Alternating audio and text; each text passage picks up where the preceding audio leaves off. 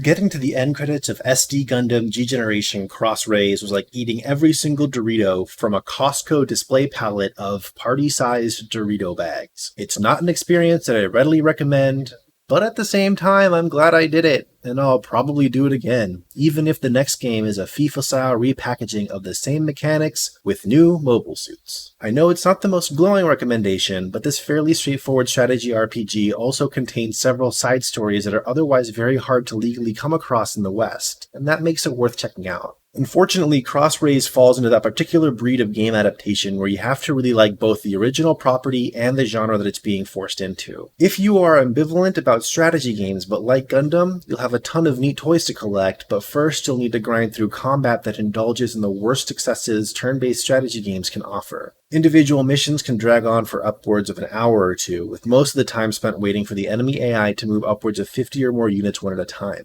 Missions can feel like foregone conclusions long before they're over, and just trying to drag your units across the field can feel like a chore, even when you're using the move all command to speed things along. It would be unfair to say Cross Rays has no depth, it's just that the brute force strategies tend to overshadow whatever clever ideas you come up with. You're better off just marching your units up to the enemy and blowing them up in a couple of hits, or wiping out whole squads with special link-up or warship attacks. Ironically, Cross Rays is at its best when it takes away all your cool toys and challenges you with recreating important scenes from the various manga and anime it pulls from. These mission segments have a puzzle-like quality, and on higher difficulties reward your understanding of the combat's quirks and underlying systems. They're my absolutely favorite part of the game, and an additional optional quest feature encourages even the deployment sections of each mission to be more about just destroying enemy units. If an extremely straightforward Gundam strategy game still appeals to you, but you couldn't care less about Gundam, then this game probably won't change your mind on that either. Cross Rays chooses to be a sort of story anthology, directly adapting Wing, Seed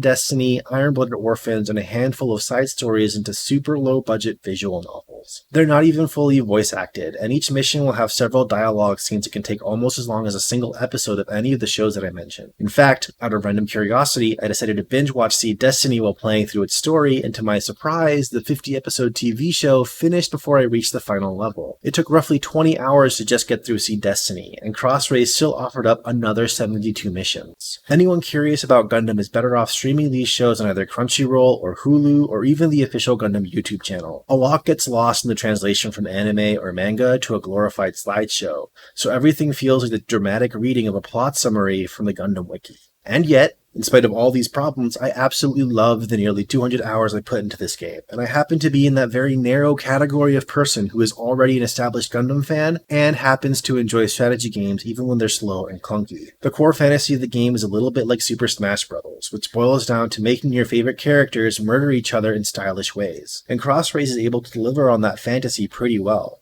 Even if the narrative can feel a bit stiff, all the money saved on the story presentation was well spent on attack animations, pilot barks, and music licensing. Taken all together, it makes for a very casual, even if a bit grindy strategy experience. And that's okay. Sometimes I just want to press a button and feel smart while a whole bunch of mobile suits explode. Plus, it's the only way to access official translations of certain manga side stories like 00F or Iron-Blooded Orphans Gecko. That alone makes everything worthwhile, so I give SD Gundam G Generation Cross Rays a wow cool robot out of 5.